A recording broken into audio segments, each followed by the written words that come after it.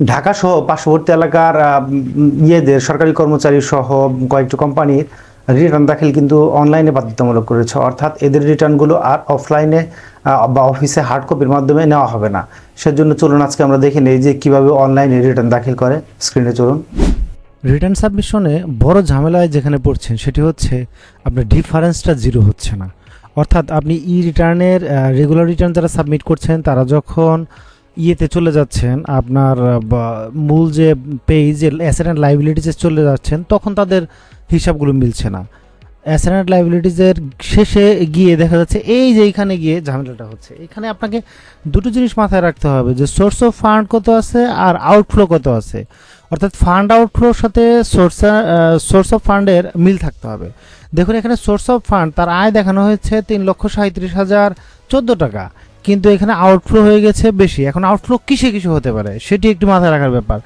Outflow আপনার কয়েকটা ব্যাপারে হতে পারে। এক নম্বরে হচ্ছে এক্সপেন্ডিচার বেশি হয়ে গেছে, অথবা কোথাও আপনি লাইবিলিটিস কোনো অ্যাসেট আপনি বেশি দেখিয়ে ফেলছেন, যেমন ধরেন টিভি ফ্রিজ বা এগুলো একটু হেরফের করে আপনাকে মিলাতে হবে।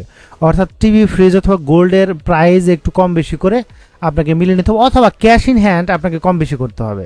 ক্যাশ ইন হ্যান্ড যদি আপনি কম বেশি করে নেন তাহলেও কিন্তু মিলে যাবে, তাহলেও এইখানে আপনার মাইনাস আসবে না। যেমন ধরুন এখানে আমরা যদি এখন খরচটা একটু কম দেখাই, বোঝাই যাচ্ছে যে আপনার কি হয়ে গেছে, এখানে আউটফ্লোটা একটু বেশি হয়ে গেছে, খরচ অথবা অ্যাসেট বেশি দেখানো হয়ে গেছে। এখন আমরা খরচটা যদি একটু কমিয়ে দিই তাহলেই কিন্তু মিলে যাবে হিসাবটা।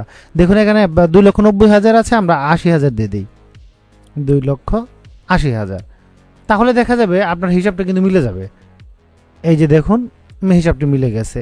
অথবা দেখা যাচ্ছে অ্যাসেট আপনি একটু বেশি দেখেছেন, তাহলেও কিন্তু আপনার হিসাবটা আসবে না। যেমন দেখা গেল এখানে আপনি 90,000 দেখিয়েছেন, তাহলেও দেখুন আপনার এখানে মাইনাস চলে আসবে। তার মানে এখানেও একটু হেরফের করে, অর্থাৎ অ্যাসেট এবং এক্সপেন্স এই দুইটা অবশ্যই আপনার আয়ের সাথে সামঞ্জস্যপূর্ণ থাকতে হবে। তো এখানে যখন আপনি 70,000 দিচ্ছেন তখন কিন্তু মিলে যাচ্ছে। তো এই ব্যাপারগুলো আপনাকে একটু সতর্কতার সহিত চেষ্টা করতে হবে যাতে অ্যাসেট এন্ড লাইবিলিটিসটা মিলে। আপনি চাইলে কিন্তু ওই এক পাতা রিটার্ন দাখিল সম্পন্ন করতে পারবেন না। তো চ্যানেলটি যদি আপনাদের ভালো লাগে সাবস্ক্রাইব করে রাখুন, বেল বাটনটি বাজিয়ে রাখুন পরবর্তী ভিডিও নোটিফিকেশন পেতে।